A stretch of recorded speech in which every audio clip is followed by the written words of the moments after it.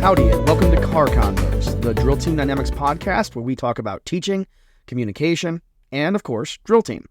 Now, let me paint the picture for you. If you've ever been a teaching assistant with us, you know that part of our culture is the drive to and from wherever we have to go. And on these drives, we typically talk about things that concern the teaching we're about to do or about our corner of the activity. And we always tell everyone that travels with us the same thing. You are welcome to hop in and participate. You can sit quietly and listen. Don't feel like you need to be awkward about it, or you can put your headphones in and stare out the window. No matter what, you are invited with us into this space where we talk about the things that concern being the best that we can be when it comes to teaching other people's children drill team. Now, the podcast is an attempt to reach out and to share some of these things that normally we talk about in a format that hopefully will help you become a better leader, teacher, communicator, no matter what your role is. So whether you're a junior ROTC instructor looking to improve your drill team, you're a cadet leader on your drill team and you're looking to improve your own leadership skills, or you're just a fan of the activity, hopefully there'll be something for everyone in these podcasts. All right, so as not to waste anyone's time, let's get right into it. We're talking about, time management and drill team and all that good stuff. And so I think the first question is just, what does that mean to each of us?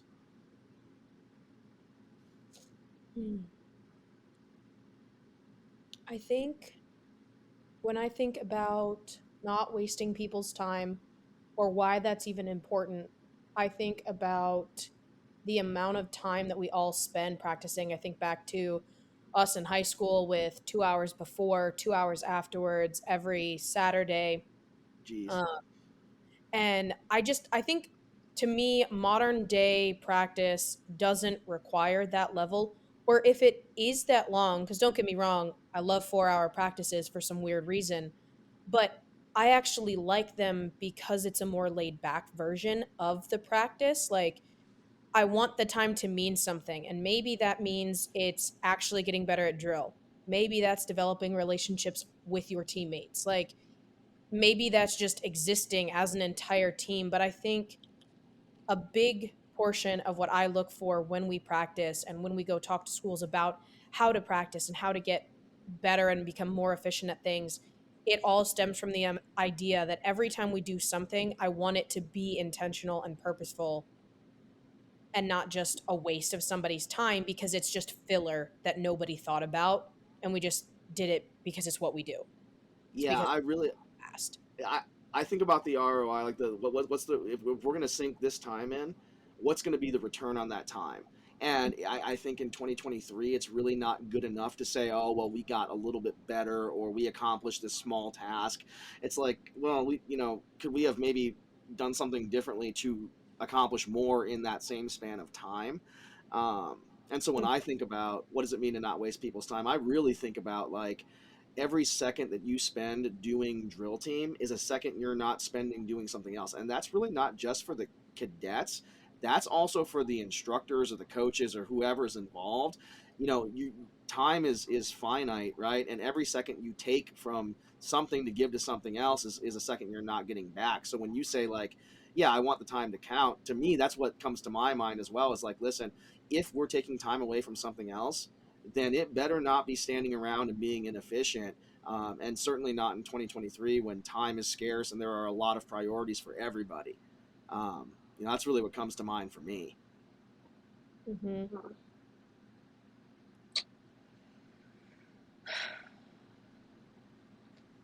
Yeah, I mean, obviously, like Cheeto said, is in high school we spent a lot of time practicing. Mm-hmm. Mm-hmm. But I think that also, by the time that we were graduating high school, the program we were in, was in its 20th-ish year. And so that was just like normal to do. And I think that we have found, like, especially after COVID, when, things reset because a lot of schools were just out. And so students didn't have that drain on their time. I think we've found since coming back that having the expectation that the students are going to spend that much time doing this, especially now that I think the level has reset. And so there was all of that, like, because like the other thing is like when we were in high school and like doing that is we weren't, but that team was 20 years old by the time we were seniors. True. So like we didn't have to build that knowledge, we were just sustaining that knowledge. I think today where drill is rebuilding, that we're finding, I think we found that it's more of a burden to students now in, is it still 2023? Yeah, technically, I guess.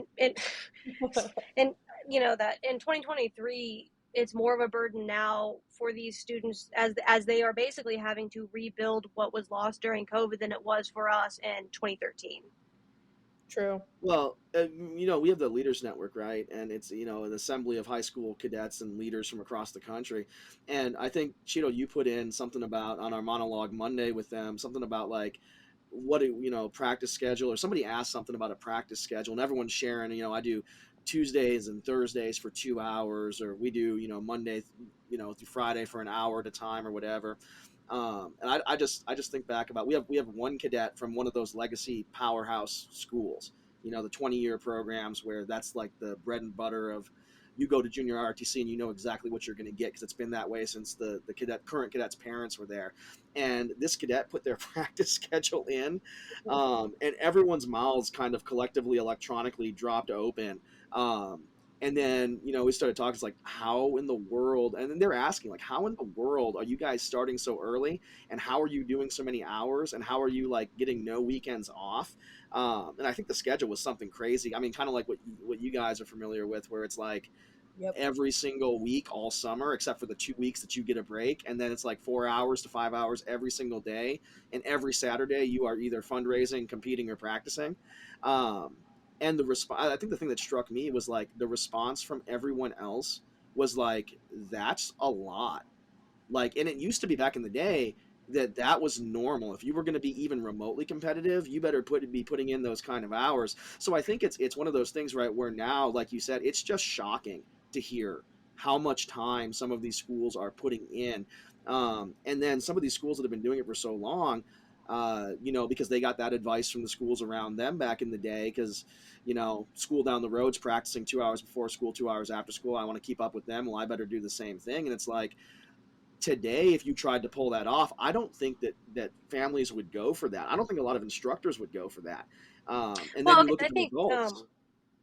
Talking, just because I've been thinking about that, is I think part of the other reason why it was less of a burden in, before COVID times is I think because we've seen a lot of instructors who had been doing this for 15, 20 years or have started to retire right around COVID or right before it.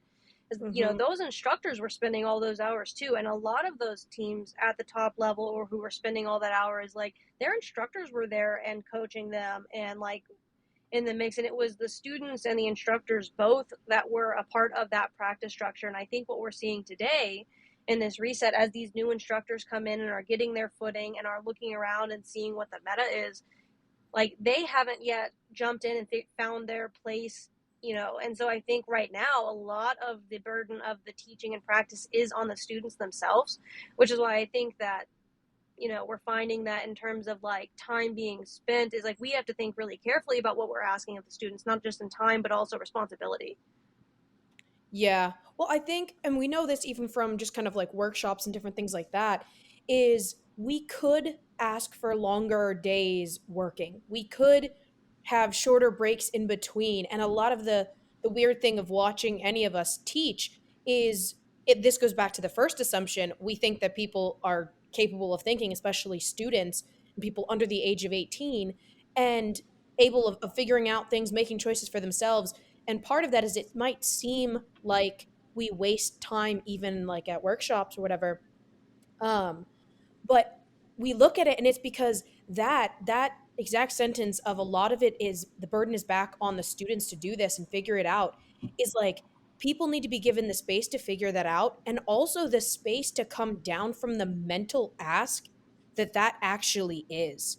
Like it is not a small task and workshops cannot generally go much longer than they do, not because people's bodies are physically giving out. They are more than capable of continuing to work, but people's brains are like, oh my God, this is so much to think Well, about, so much to process, so much to deal with and handle and balance. And that's a product of the world we live in today, because there are always things being asked of students, and practice does not need to ask for 4 hours every day. well, and I think if, like, just going back to the workshops, is if we were not teaching, like, because the whole purpose of what we're doing in the workshops is to teach them how to be able to run their practices, what to look for, Yep. how to approach teaching. Is if we went back to the old days, like when we first started this, 10 years ago, and went to just, we could do 8-hour days just training. We could make them better at drill, and they wouldn't have to think, and they could, they'd be tired by the end, and they'd probably be crawling by the end of the third day. You remember Because those just, early 8-hour days? That was Oh, wild. well, they were capable of doing it. yeah. But they weren't brain dead at the end because we weren't asking for their brains. And No. so I think that, and that's why I think maybe when we're thinking about this, is we've become more aware, because as we've asked the students to do more, and as the students have had to be responsible, because that's the other thing. Again, you could spend 24 hours a week practicing because you weren't doing all the thinking. Like, yes, you were training and you were spending that time doing it. But again, the instructors at that time were doing a lot of the, basically what cadet commanders are doing now, of like setting the tone and the pace of practice, and looking from the outside and figuring out what things to fix. As the instructors were dictating that, and then the students were the ones carrying that out. I had really never thought about that angle of it, but then I think back. I mean, we've had a lot of conversations with instructors who are from, I think, what we would probably call the rise of modern competitive drill team. We're talking about the rise of San Antonio in the 90s and into the dominance of Texas into the early 2000s and that sort of thing. And we've talked to a lot of these instructors, and when they talk about it, they talk about their time. It's not like they said, okay, I'm going to open the armory and the students are going to come in and they're going to do the work. No, their stories are about their time that they were giving and putting in. And I think there is this drastic change. And some people, you talk to some people, are like, oh, well, people don't want to work. But I think that by and large, a lot of the instructors that are coming in today look at that and go, yeah, but when am I going to spend time with my children? When am I going to have time to take a weekend to go on a road trip to see my grandkids? That just sounds like a whole lot. And it's like, yes. And I think that I've never thought about how the adult involvement in those early teams and building up the building up of our activity in the modern era, how much of that responsibility was really in an adult's, lap to make. Versus today, I think there is a much greater emphasis on if you're going to have a drill team, the cadets are going to be the ones that pull that off, and the instructor is going to be the one that creates the situation for them to succeed. Not the instructor is going to lead the charge and force the team into being great because the instructor is driven to be great. I do think it's a lot healthier from the standpoint of like it is about the cadets and what they can do, and that does ask a lot more of them and put a lot more of on them than I would imagine was the case in the building up of our activity. Well, and I think if you look at it, because like I think back to why in the world did I move across the country as a junior for drill team? But I did. And I chose the team that I knew the practice schedule before I moved here. Like that's part of why I moved. Like that just sounded so incredible to me, to dedicate that much time to something, to have that much time with this group of people all working towards a common goal, and all of that stuff was already laid out. That was not something that had to be taught or figured out or processed by anybody on the team. Like those were things that I moved for. That was actually like part of the draw. And I think it does come down to the rebuilding and the cadets making those decisions now. Is that's just not even reasonable. I don't think I could dedicate that much time if you took me back to, junior year, but like in junior year 2023, you do not have the time to dedicate to just one sport, one activity, one thing you're doing that doesn't give you financial compensation at the end, or guarantee you a job when you graduate, or guarantee you an in to the right college. Like there are so many competitive things in life for high schoolers right now to have to figure out and get things done by, that like that just doesn't even make sense to ask for anymore because Well, and there I'll are tell you, on their plate. yeah, and I'll tell you the moment that this really hit, and I think we've always, we always wanted to be efficient because at the end of the day, do I want to spend 8 hours doing something when I can do something in 4? Well, no, I want to be as efficient as I can be and get the best ROI for the time that I'm sinking into it. I think that's always been, Mhm. just a core life thing. But I'll tell you when it really hit me and made it like so hugely tangible. And this is a recent story, right? So we working with a team more closely than just a 3-day workshop every year, something like that. And we went to the graduation because we happened to be off the road. Mm. And this is the first time going to that graduation and sitting through the initial, ceremonial, the speeches, listening to the valedictorian, and then listening to the accolades of the students, and then seeing how many students were involved in how many things.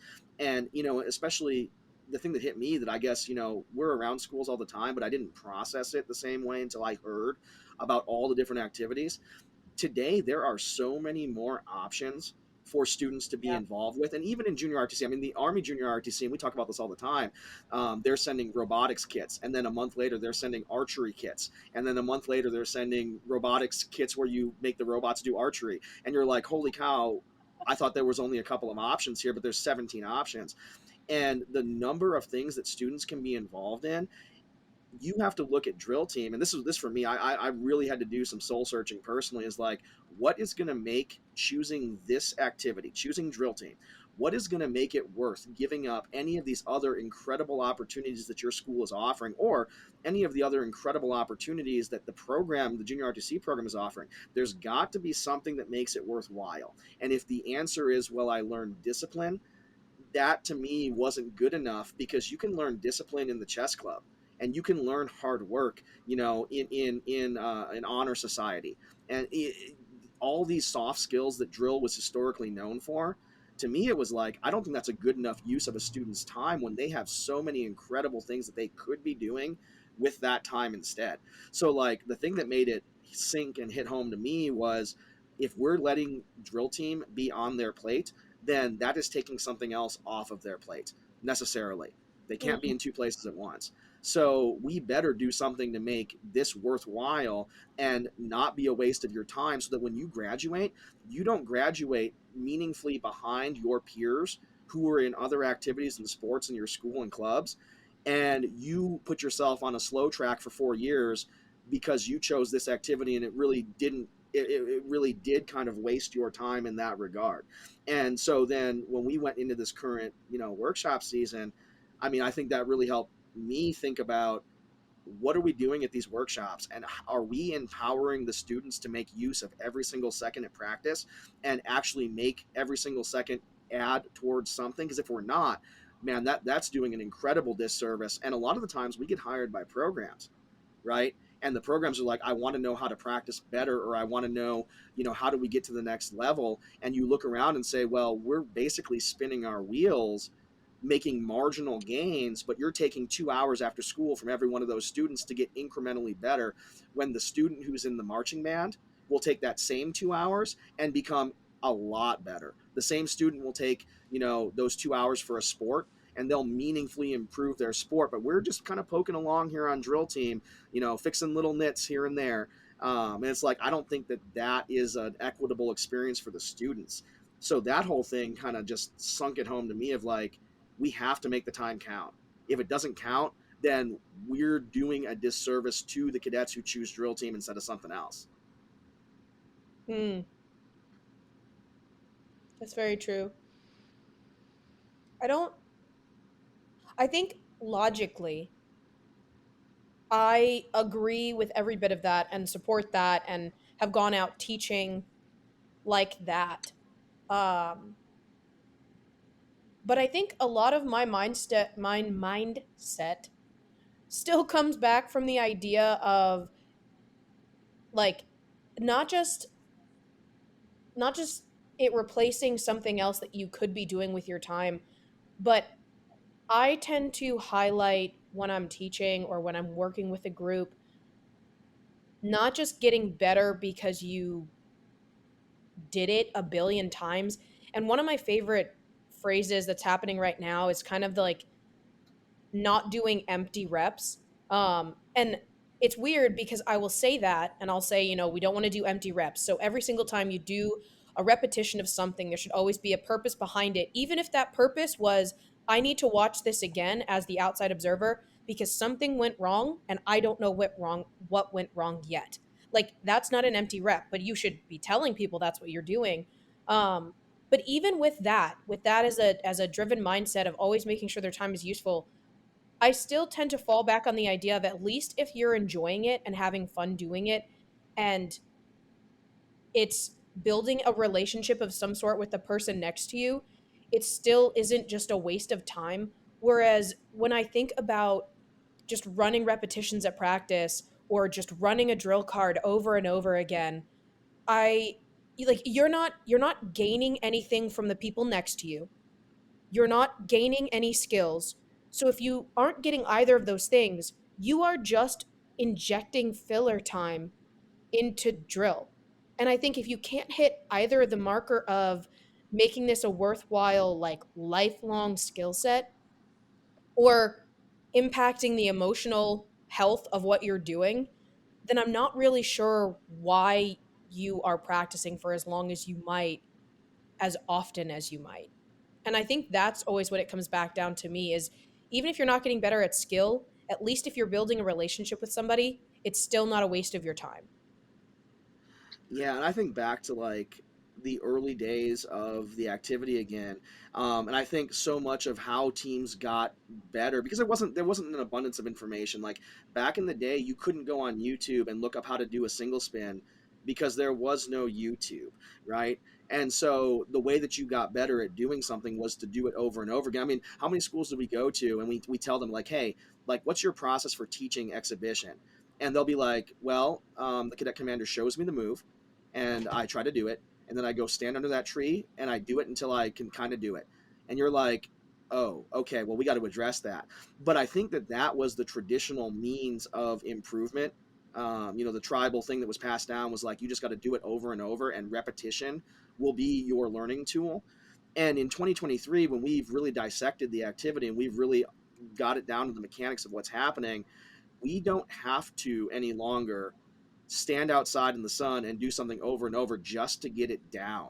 There's better information to be leveraged to make our practices more efficient, which I think takes us right into the question of like, okay, if we don't want to waste people's time and we don't want to do empty reps, and yet every drill team we go to, when we do that first activity where we ask them to break out and mimic, the execution of one of our teachers in just a facing movement, and all they do is say left face, right face, left face, right face, and sometimes they don't even say anything. They just do that for the 3 minutes or 4 minutes that we give them.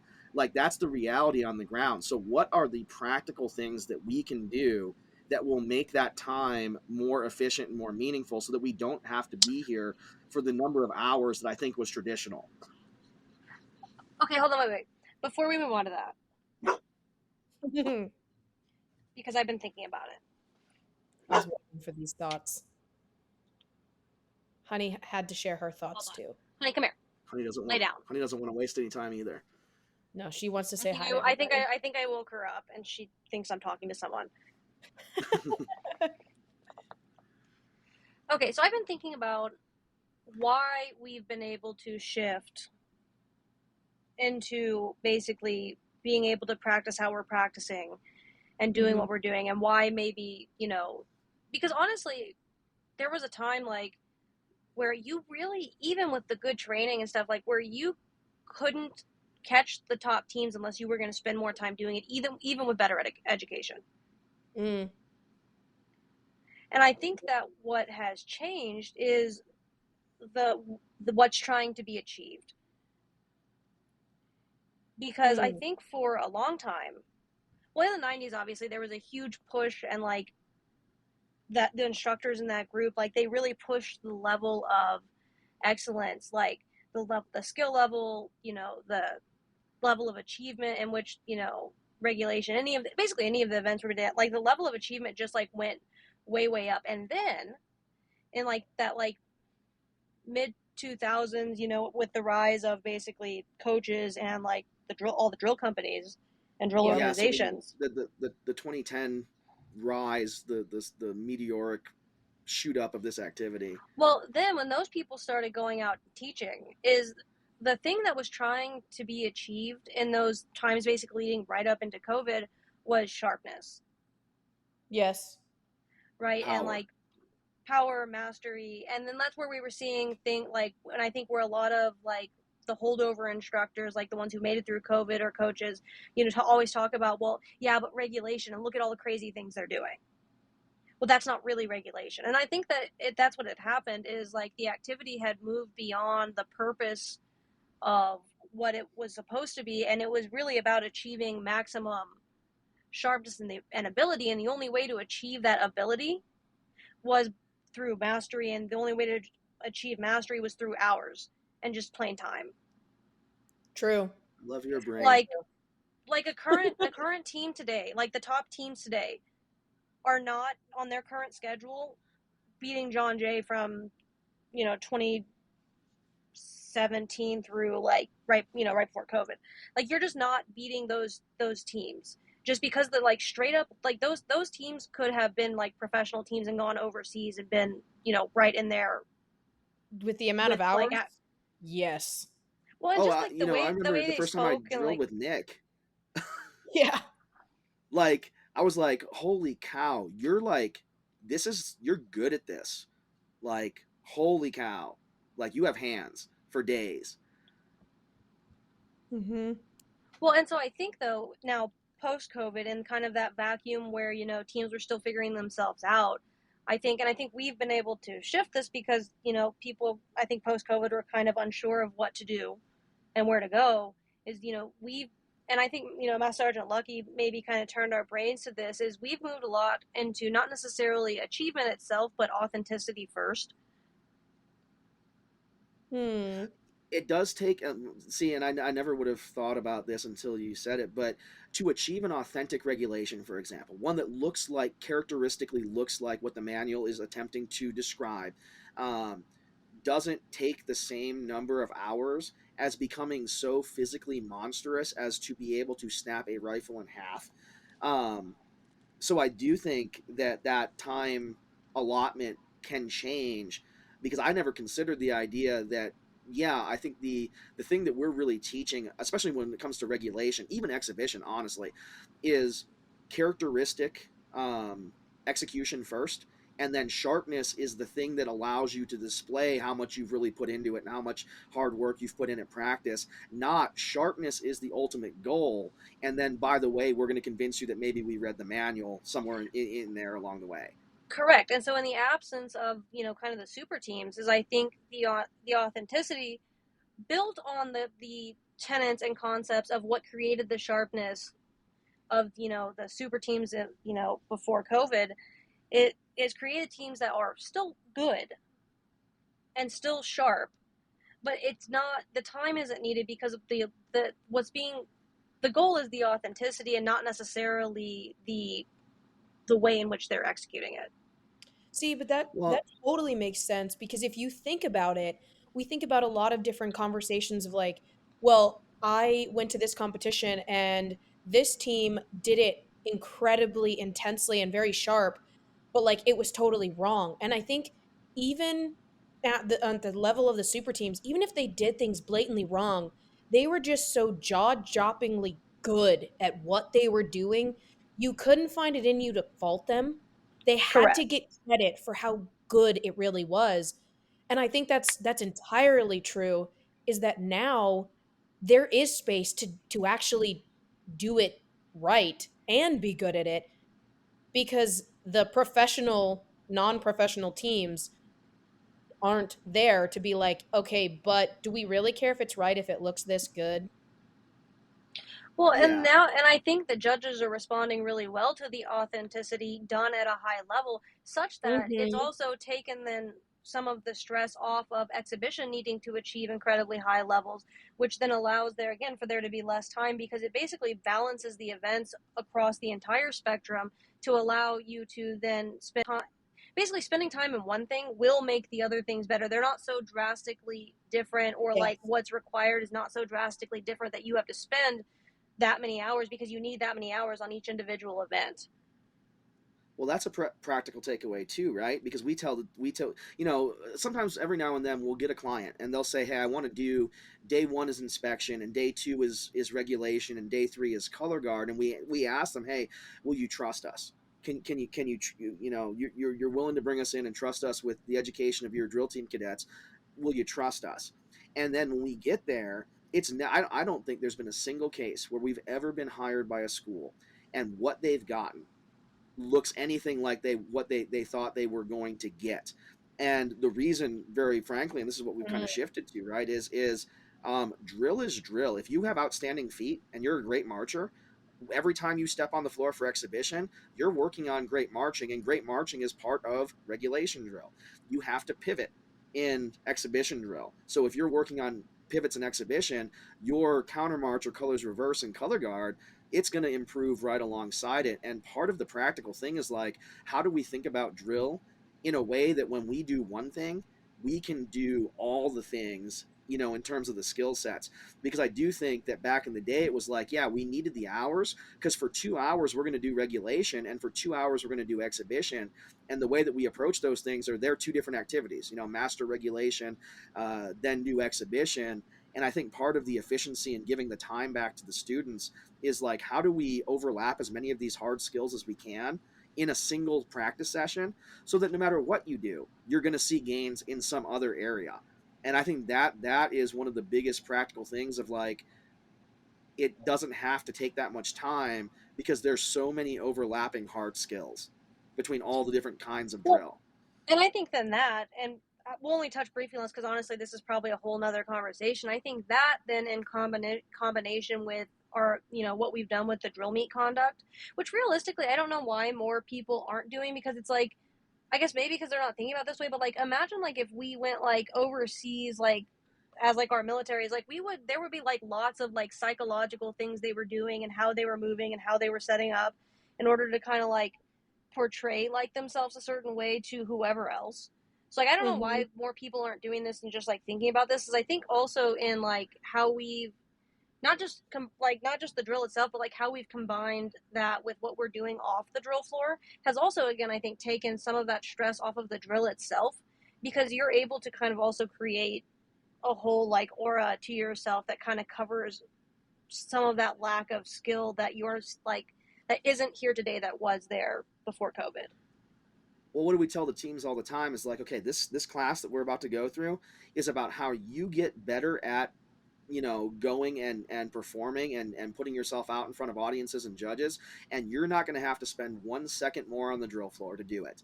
And it's like that efficiency of how do you present yourself also gives you time back, whether you can.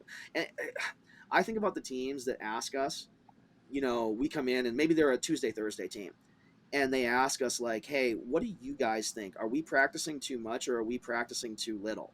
What's the right, and I love the questions like, what's the right amount of practice? And every single time someone asks us, what's the right amount of practice, they get this like paragraph or this sermon about what is the right amount of practice. And I think thinking about the drill meet conduct for those teams that only have Tuesdays and Thursdays, the answer is you may have the right amount of practice for you. If that's the case, how can we be more efficient with other things to make up for maybe the comfort level that you're not going to have the same as a team that drills 5 days a week? And so I think all of those are kind of connected to each other in this weird way where if you don't have the practice hours available to you, then you should be more focused on the meet conduct and the organization and the aura that you're creating for yourself, because those things really don't take that much extra time. You don't have to add practice hours to see your team improve and feel more confident if you're thinking about it that way. See, correct. And I would actually think that leads into kind of a piece just my brain goes to, and that's also why we don't tend to want to compete all of the time, is yes, when you compete, you want it to also be meaningful. You want that weekend to have been, one of the common remarks is like, well, my cadets need something to feel good about the work that they've put in. And my response to that mentally has always been, But is that going to make them feel good about the work they've done? Or is it going to rush the entire process, thus actually ending up ruining a lot of the things that they've been working on, or rushing the process of practice, which is the worst kind of wasting your time, because it's getting you to peak before you've even hit the actual good part of your season of where you're aiming for. And you're going to have to rush through the learning, rush through the teaching, rush through relationship building, all to culminate in this local drill meet that maybe was not going to ever end up really, really well, because who knows what the schematic is actually going to look like for that drill meet? Who knows what the briefing looks like? Who knows what the weather's going to be like? Yep. All of these variables come into play, and it's like you just rushed all of this for a drill meet that wasn't needed, because if you only practice on a Monday and a Wednesday and you only have those 2 hours, don't you want them to feel good about those 2 hours? Don't you want to have enough time for the product to develop to be good? And this is a whole other podcast, so I'm not gonna go too far down the rabbit hole. But on that point, I think that a lot of the times it's like, well, you said, we want them to feel like their time was worth it, and what that really means is we want to go and get some trophies so they don't get bored. And that is great as long as you're the team that's getting trophies, and it works until the moment you are not. And that's something that's outside of your control. You can't control a team down the road who really decided to dig in because they had a hardcore motivated, hard charging group of cadets and an instructor that wanted to, take them as far as they could. And all of a sudden, what used to be a let's keep them motivated, let's keep them involved, shifts to we didn't get a trophy, and now we don't feel good about the time that we spent. And this is a whole separate topic, but if the whole point of bringing your team to 17 competitions was to win 17 trophies, and then you didn't win a trophy, wouldn't that make all that time at practice that you tried to rush and put things together, wouldn't it be such a waste? I heard another instructor in a different activity say if you're trying to achieve just that, then wouldn't it make the whole process worthless if you didn't get to that goal? And I think that goes hand in hand with how often do we compete, and should we bring our team to the competition? And it's like, well, you should compete as often as you feel confident and ready to compete. You shouldn't hard lock your drill schedule to these early meets and then rush and waste the practice time just trying to throw something together, knowing that you're going to take it apart next week because it's not going to be the real thing and you just had to put something on the deck, on Saturday. And it's like, that's a waste of time. And that's something that we try to preach to avoid, because I don't think there's anything worse than stealing an entire group of students Saturdays that they could be spending with their families, or they could be doing other things that they enjoy, or they could be resting, just to go through and not have that Saturday have that return on investment that you want it to, right? Yeah, that's huge. I hadn't thought about it really that way either. Well, And I again, mean, oh, go ahead. I'll say before we, because I think we're probably getting ready to move on to what you were going to ask initially about what can we do. Oh, yeah. I think that's probably where we're headed. But before we do that, and this is like Matt said, I think this is a slightly different topic. This is probably a different podcast topic. But one of the things I think as we can continue throughout the years in this activity, that then we as educators, or if people are instructors, or if they're coaches, basically anyone who helps facilitate drill meets, is then one of the things we need to be thinking about and considering in order to, because I think we're hitting a healthy balance of basically being able to balance what we're trying to get the students to do in terms of achieving authenticity, and therefore needing probably less time, because the goal is the doing it authentically and also well, and not just straight up sharp. Is we can also be thinking about how do we protect the integrity of the drill meets and keep the drill meets from morphing back into the older mindset of, well, we're just going to reward sharpness. How do we need to be thinking about is how do we keep the drill meets in the lane of, let's reward what actually is authentic. Let's make sure we're looking for, the groups that are achieving the look of what the manuals were intended for. again, that's a whole nother topic, and we can probably spend, another hour talking about that at a later time, and we can talk kind of about our philosophy on like what we're doing with, you know, drill meets and like things we facilitated. But I think just as adults who also facilitate activities, because lots of programs in every city and, all over the country do also host drill meets. And one of the things we can do to not waste students' time is, make sure the drill meets themselves are doing the right thing. Well, we, like you said, we brief a lot of judges and we do a lot of support for drill meets and scoring and that sort of thing.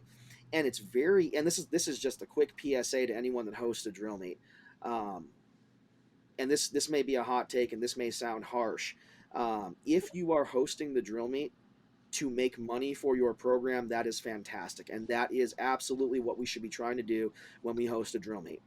But if you are not taking into consideration the quality of the drill meet and not making sure that the judges understand what their role is at the drill meet and how hard every cadet works, the first thing that we tell all the judges is, listen, this whole thing is going to seem really silly to you, but I want you to remember that some of these cadets have given up part-time jobs, or they are working in addition to the hours they spend doing this, and all they want to do is get in front of you and show off their hard work. And Yep. sometimes just taking 30 seconds to frame it the right way, and if you host a drill meet, to make sure that everyone is treating it with respect and treating the Saturday of the meet as a time commitment from everyone who has chosen to go there. I think it's so easy to get bogged down in all the like mundane hard things about hosting a meet that it's sometimes easy to forget that the people coming to the meet are not going to it to help you raise money. They're not going to your meet in order to facilitate your program's goals. They're going there to put into practice the work that they've put in, be it a lot of hours or very few hours. But we need to do everything that we can as meet hosts and as meet facilitators to honor the fact that they are taking a Saturday that they could be working, that they could be spending with their families, or that they could be sitting in their room listening to music and relaxing. And if we don't do that, I think then we are doing everyone who comes to our meet a massive disservice, because because at that point it does kind of become a waste of time. It does become somewhat arbitrary, and I don't know. I don't think anyone wants to spend an entire weekend and a bunch of money to travel and a bunch of headache to get all the logistics together just to have their time wasted. So it definitely is its own podcast, but I think meet hosts have a responsibility to not waste the time of their competitors, and that kind of falls right in line with this. Yeah, I would agree. So then the question is like, well, if you don't go to every single meet, we got to learn how to perform. We got to learn how to get in front of people. You got to feel what the nerves feel like. And it's like, yes, those things are true. But if you're not going to go to every single drill meet that pops up from October through April, then the real question becomes, and if we don't want to waste people's time at practice, then I think that takes us to the practical thing of like, what do you do and how do you practice so as not to waste people's time and to get the skills that you need to get and to get the comfort level that you need to have so that you don't need to go to 17 meets to get that comfort level. I think the easy answer, or well, it's easy now because we've spent time thinking about it, going through it. But the easy answer now is that every practice should not feel the same. And if it does, something is going to be slightly off. And I think a lot of people rush the end of their practice as they get to to the competition they're trying to go to. And they still just do the exact same type of practice, but now they just do it for longer. So they have more time to do an entire card, but stop and fix everything. And they rush through the practice, even though it's longer, they rush through the idea of fixing details, and everything feels slightly frantic and stressful as we lead up into the competition. And I think what we have tried to switch to is maybe don't add an hour of practice to the Preach. hours you're already doing right before you Preach. compete. Like, maybe don't double your practices. If you're only practicing 3 times a week, don't practice every single day that week. doing more drill cards, doing more of what you've already done in the weeks leading up to that. And that's why we've kind of modified to having different types of practices that achieve different goals, because there are teaching things and when you should be learning all of the bits and pieces, and it should feel slow. And that's not a waste of time, because it's purposefully slow. It's purposefully taking your time. And then there's training practices, right? Which are, okay, well, now you know what to do, but how do you get good at what you're doing? And how do you stay mindful while you are getting good the entire time? And then you have the rehearsal, which is funny because our metric of what we do is not, can I fit more hours in before competition? It's, can I take them away so that we can think about what you brought up earlier, Pancho, of like making sure that the drill meet is cohesive as well, like the drill meet prep, and then also how to make all of that feel like one big thing versus just the drill. It's, well, what do your supplies look like? What's the logistics planning? What is the procedures for doing X, Y, and Z at the drill meet?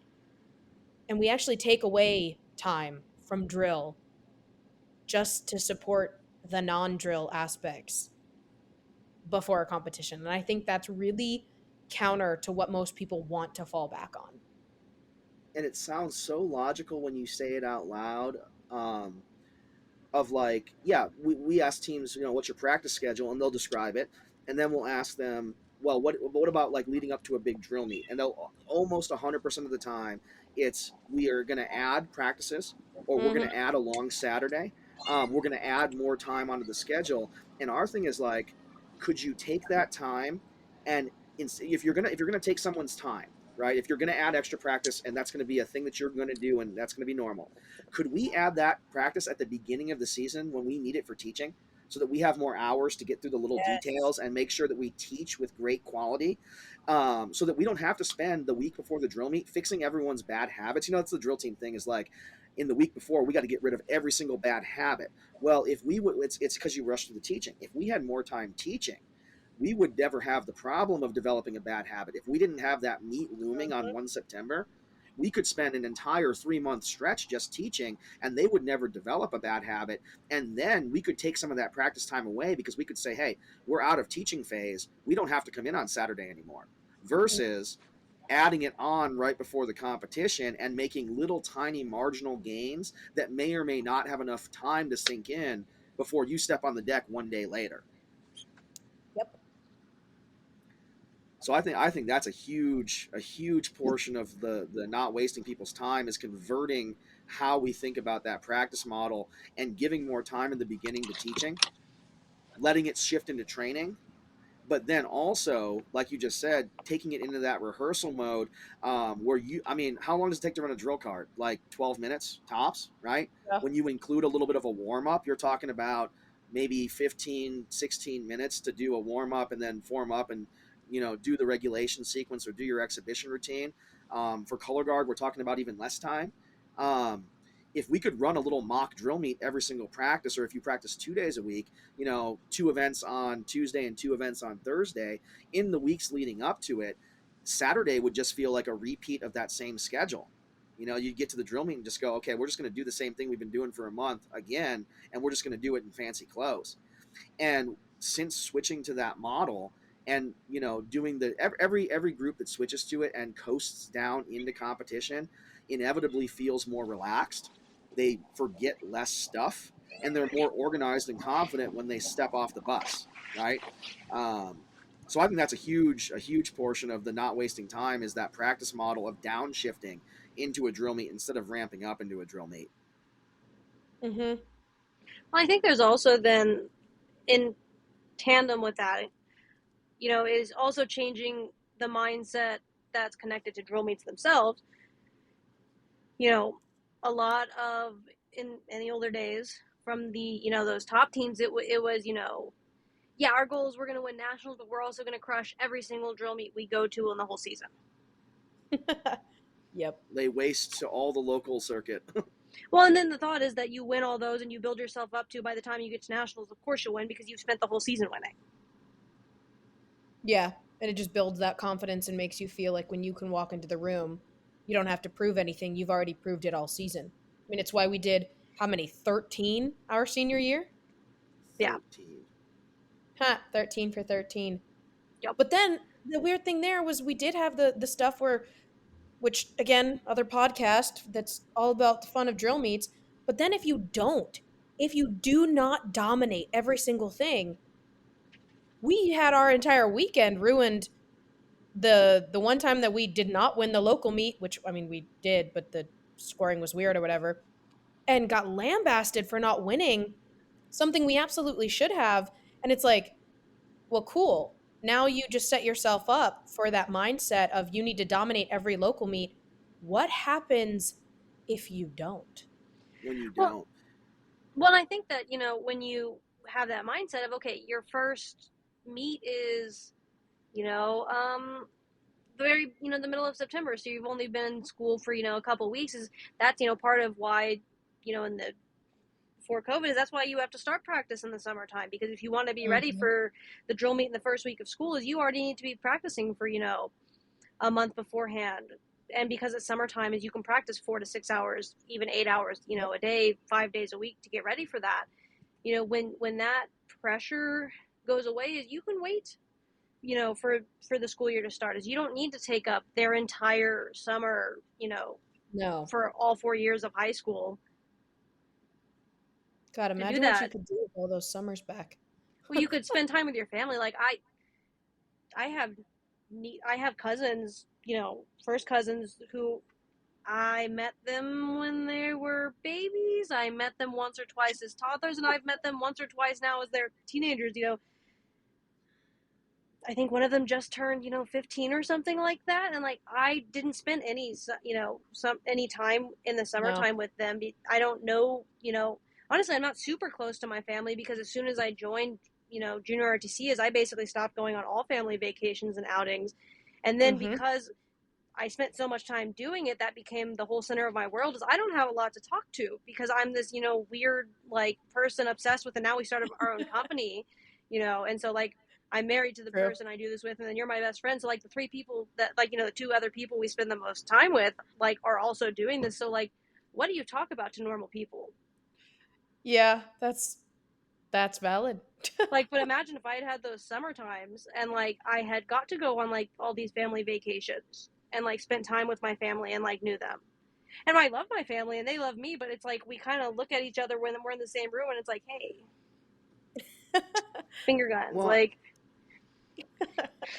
and I think the tolerance, talking about 2023 post COVID, with the socioeconomic situations that everyone is it doesn't matter the area that you're in. It's obviously much worse in other areas, than some, but we literally see a team in a different socioeconomic setting on a weekly basis. We're talking rural schools in the South.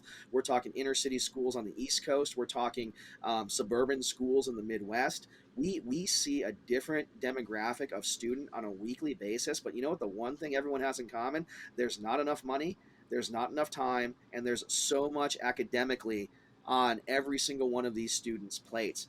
And, I never thought about it from the standpoint of like, those are lost years of relationship building with key people in the family for this activity. And yes, we may learn some great things. Like we may learn the value of hard work, and we may learn how to, do something and be a systems thinker who can dissect any problem and find a way to overcome it. But you can also do those things without having the lost time of building relationships with your family or working to help support yourself or your family, or spending time on your academics to ensure that you have a solid future in our very shaky 2023 times. And like you guys have said with, I never thought about half this stuff this way before. It's so cool. Is like the pressure's off to be a physically robust drill monster because we can do it authentically. Well, and the pressure's also off. I think we're going to say the same thing because if you don't have to win every single drill meet you go to and you do therefore less of them, then the pressure's off to start as early, to spend as many hours practicing, because then if you can combine, the practice with also then looking at the full year and knowing, okay, our final competition is in April. Our qualifying is in February, so we need to be good enough to qualify in February. We need to, be hitting our peak in like April or May. Is like when you can look at the season as like a whole and understand like, yeah, if we go to a competition, like, and we've started to recommend this, is like, yeah, we're gonna go, but we don't care what we place, is we're gonna teach our new people how to do competition. We're gonna use it to teach the people how we compete. Like, if you can change your relationship to competitions, especially the early season ones, is I think that also takes a lot of pressure off and allows the students to have a healthier relationship with the amount of time they're spending, the burden that's placed on them to do the teaching, to kind of remove the burden of needing to be good right away. I think that allows you to give some of that time back, and honestly some of that, even if not the time, at least the brain space, or like the stress that you're putting on them of like, you have to do this, and if you don't do this, you're failing at what you're doing. And then they feel like they're chasing success the entire season, and then they get done, and honestly, even whether they win, lose, or draw at the end, it's like, well, that kind of sucked. Well, you're also so used to running 100 miles an hour that I know for me, when I graduated and before going into college, I did something over my summer, but I'm not going to lie. I wasted my summer going into college because it was the first time I had time. And I was like, "Ooh, I'm going to sit on my couch and just be a vegetable for a week because I have never experienced this once in my life." Like, my brain had the chance to finally like stop. And there were so many things I could have been doing if it had just been normal to have a healthy progression through an entire competitive season of anything. And it was like, only just constantly running means that once you've crossed the finish line, what do you do next? Yeah. I was just, because it's only been in the last like year and a half or so that Matt and I have started like hiking and doing the national parks, and I think I've started to like crave like, okay, we have free time, like let's go out and do something. I think because you just said that, is that may be why we didn't go anywhere and do things beforehand, and there's always been this reluctance, like, because it's like I really covet my free time of like, I just want to do nothing. Like, when I have it, I want to sit quietly and do nothing, and I don't want to talk, and I don't want to think. Yeah. And I think that, it's only been recently that it's like I can spend other things that are enjoyable with my free time. But I think that maybe that's part of, because obviously we started the company right away. So like there's always a lot of doing things, plus going to college, plus, being married young. And I think that maybe one of the things, and I'm only just realizing it now, is like I didn't want to go do things because I wanted to sit quietly and do nothing, because that was time to do nothing, because I knew we were going to have to do stuff again. Because there's always, what? That is so very interesting because, I was a 2-season athlete, but I was a giant nerd, so I don't think that's the right word to use. Marching band was my fall activity, and drill in the Midwest drill team at the time. Now it's become more competitive, and this is probably a whole nother podcast. You didn't used to start drill team until like the late fall and into the winter, and you started competing late winter and early spring. And it was basically it was a second semester activity for me. And so I never had, I don't know, I mean, obviously I was still drilling, all the time because I love to spin a rifle, but you know what? I was drilling because I wanted to drill myself. It was my choice to take my free time during marching band season and use it to spin a rifle because I enjoyed, doing that. And I think that's so very different than I might be choosing to practice because I love drill team. But the fact of the matter is, if I don't choose to go to practice, I'm not on the drill team. You know what I mean? And I think that when you say, because I think we have experienced that of like only now are we getting out and trying to be as active as we can in our free time.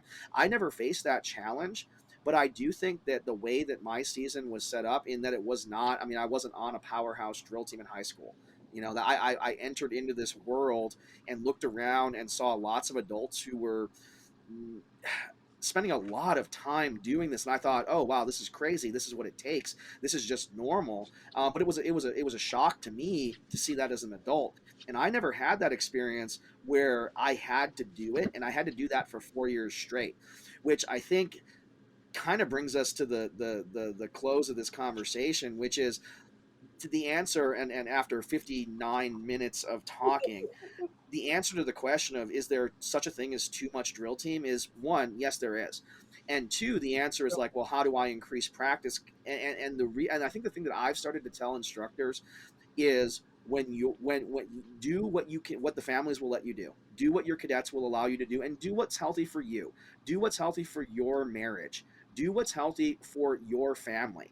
And when you reach the point where your students love the activity and they love spending time, just like what we talked about at the very beginning, practice is a time for them to come together with the people that they care about and to improve at something that they all love to do. When Mhm. they come to you and say, sir, ma'am, can we please add more practice?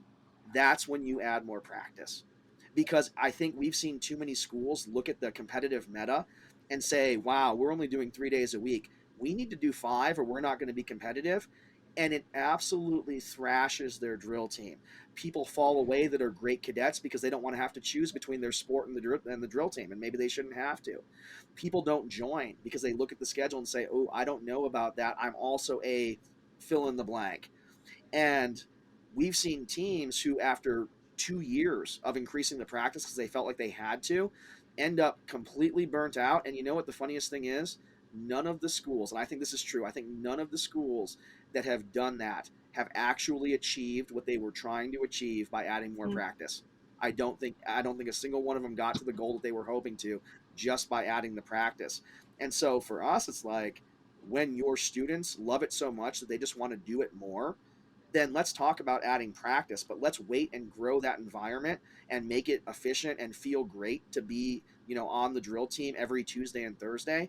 And eventually, if you do that, they will probably want to spend more time. Or the cool thing, they'll spend that time together outside of school, which is really where we want the family aspect to kind of grow and go to. Um, so I don't know. I've never thought about some of the things that you guys brought up.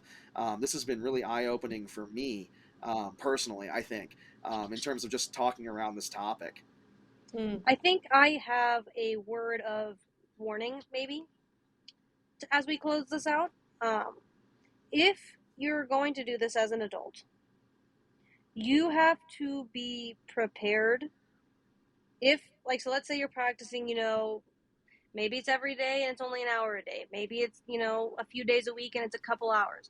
You have to be ready that if you do kind of the things we're talking about and you give them the space and they really start to love it, you have to be ready then to commit that time yourself or have time to commit.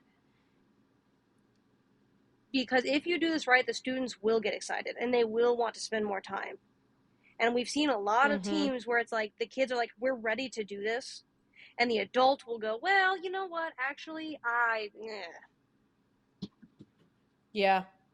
And so the other thing is that I just want you to think about as you're going into this is, as you treat them like smart, articulate human beings capable of making good decisions, and as you start to engender an environment where you're not wasting their time and they feel good about it, and because they don't feel like they're wasting time, they want to spend more time on it, you have to be ready to give that time if that's what they want, or you need to be clear from the beginning of, we want you to do this and we'll find ways to be more efficient, but this is the only time I have to give. Because we have seen also a lot of students wind up disappointed and upset or angry in the long run because the instructor, well, and I think on the flip side too, is like, you've also not got it, you can't get more invested than the students either, is you've got to be willing to give what they require, but also not require more than they're willing to give.